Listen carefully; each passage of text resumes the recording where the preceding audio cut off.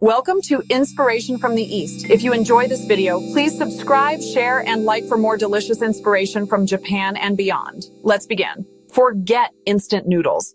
This is the real deal. Ramen isn't just food, it's an art form. In this masterclass, we're breaking down every secret ingredient and technique, from building a legendary broth to perfecting your noodles. Get ready to cook chef-level Japanese ramen in your own kitchen. Many people think they know ramen, just a dry block and a salty packet, but that's not real ramen. It's a shortcut, a shadow of the true dish. Real ramen is an art, a symphony of flavors built with patience and care. Imagine a broth so rich it lingers on your lips, simmered for hours to draw out every nuance. Picture noodles with a lively, chewy bite, handmade, not brittle sticks from a package. Every element, tender pork, perfect egg, plays a vital role.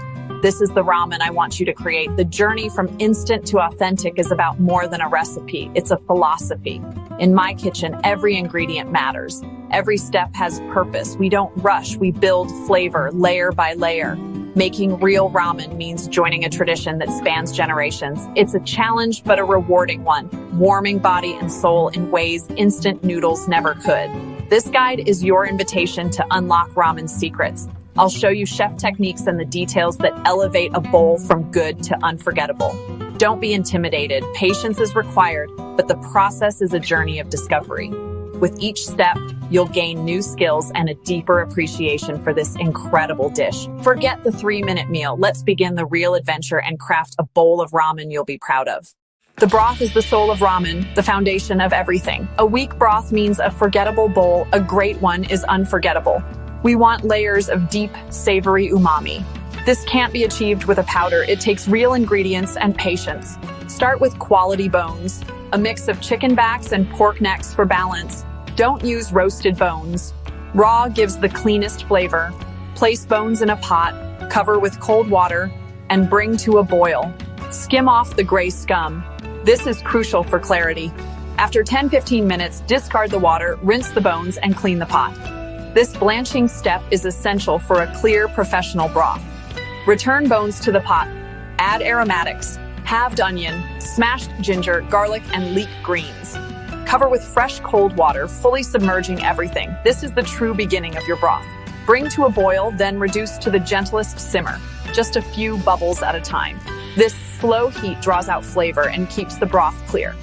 For the next 6 to 8 hours, your job is to watch and skim. Foam and fat will rise. Skim them off gently and often. Keep ingredients submerged. Top off with hot water as needed. Never add cold water. It shocks the broth and clouds it. As hours pass, your kitchen will fill with a rich, inviting aroma.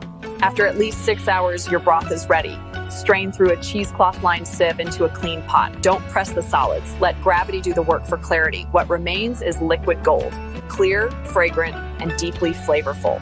This is the heart of your ramen. Let's talk about different types of ramen broths. The most common are shoyu, soy sauce, shio, salt, miso, and tonkotsu, pork bone. Each has its own unique flavor profile. Shoyu is savory and slightly sweet. Shio is light and clear. Miso is rich and hearty. And tonkotsu is creamy and deeply porky. You can experiment with these bases to find your favorite.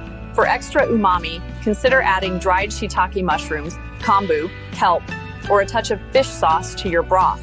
These ingredients add depth and complexity. Remember, the longer you simmer, the more flavor you extract, but be careful not to let the broth boil too hard or it will become cloudy and lose its delicate taste.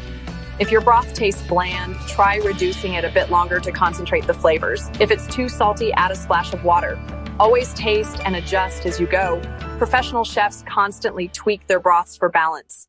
Great broth deserves great noodles, fresh, handmade, and full of character. The secret is alkaline salts, or kansui, which give ramen noodles their yellow color and springy texture.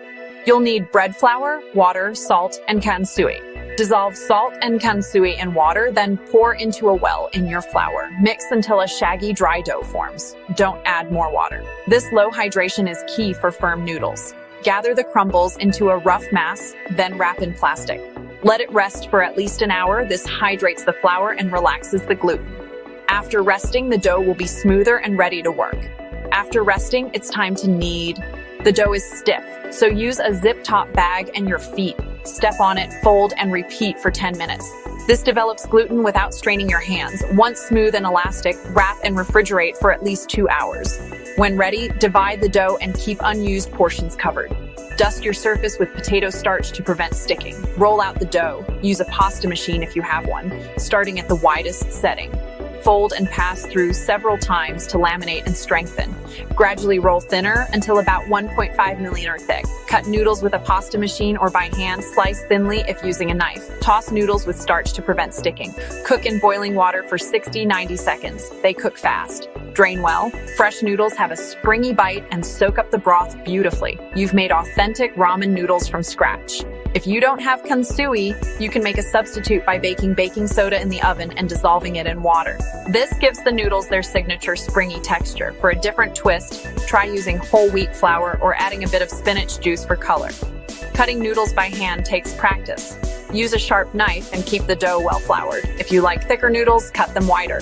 For Hakata-style ramen, go extra thin. Each region in Japan has its own noodle style, so feel free to experiment. Store extra noodles in an airtight container in the fridge for up to 2 days or freeze them for longer storage. Fresh noodles cook quickly, so always have your broth and toppings ready before boiling them. Toppings are your signature. Classics like chashu pork, marinated soft-boiled eggs, menma, scallions, and nori define the bowl. Chashu is pork belly simmered in soy, mirin, sake, and sugar until tender. Ramen eggs are boiled for 6 to 7 minutes, chilled, peeled, and marinated overnight. Menma adds crunch and a sweet savory note. Scallions bring freshness. Nori adds a briny, oceanic touch. Beyond the classics, experiment. Bean sprouts, corn, chili oil, or narutomaki. Balance flavors and textures, rich, fresh, crunchy, soft. Toppings are your final flourish. Make each bowl your own. This is where your creativity shines. Let's dive deeper into toppings. Try pickled ginger for a tangy kick or add a spoonful of spicy miso paste for heat. Roasted garlic oil called mayu is a popular finishing touch in many ramen shops. You can also add sautéed mushrooms, spinach, or even a pat of butter for extra richness. Prepare toppings in advance and store them separately. This way, you can customize each bowl to your guests' preferences. Leftover toppings can be used in rice bowls or salads, so nothing goes to waste. Now comes the crucial assembly. Ramen must be served immediately for peak flavor and texture. Prepare your station, hot broth, cooked noodles, toppings, and preheated bowls. Preheat bowls with hot water, then dry them. Add 2 to 3 tablespoons of tear to the bottom. Pour hot broth over the tear, mixing well to blend flavors. Drain noodles thoroughly and nestle them into the broth. Arrange toppings with care. Chashu, egg, menma, scallions, nori, and any oils. Work quickly but intentionally. Presentation matters. Serve the bowl steaming hot. The harmony of broth, noodles, and toppings is at its peak now. Eat immediately for the best experience. Presentation is key. Arrange toppings in a visually appealing way and wipe the rim of the bowl for a clean look. In Japan, ramen chefs take pride in the beauty of each bowl. Use a ladle to gently pour broth and place noodles in a neat mound. Serve ramen with chopsticks and a soup spoon. Encourage your guests to slurp the noodles. It enhances the flavor and shows appreciation for the chef. If you want to go the extra mile, serve with a side of pickles or a small rice bowl. You've walked the path of the ramen chef. Simple ingredients have become a bowl of depth and flavor. This is more than a meal. It's your story of patience, strength, and artistry. Take a moment to appreciate the aroma and your accomplishment. Eat with enthusiasm. Slurp the noodles, drink the broth. In Japan, slurping is a sign of enjoyment and helps you taste the broth fully. This is your reward. Don't let this be a one-time event. Now you know the fundamentals. Experiment with new broths, toppings, and noodle styles. The world of ramen is vast. Keep exploring. Share your creations with friends and family. Ramen brings people together, offering warmth and comfort. You're now a ramen artisan. Keep practicing. Keep experimenting. Fill bowls with soul and creativity. Your ramen adventure has just begun. Enjoy every step of the journey. The next bowl is yours to create. Let's answer some common ramen questions. Q, can I make ramen broth in advance? A, absolutely. Broth can be made ahead and stored in the fridge for up to 3 days or frozen for a month. Just reheat gently before serving. Q, my noodles are too soft or mushy. What went wrong? A, fresh noodles cook very quickly. Boil them for just 60-90 seconds and test for doneness. Drain immediately and serve right away to keep them springy. Q, how do I make vegetarian or vegan ramen? A, use a broth made from kombu, dried mushrooms, and vegetables. Top with tofu, corn, and greens. Miso is a great base for plant-based ramen. Pro tip, always taste your broth and adjust seasoning before serving. A splash of soy sauce, a pinch of salt, or a dash of vinegar can make all the difference. Don't be afraid to experiment and make the recipe your own.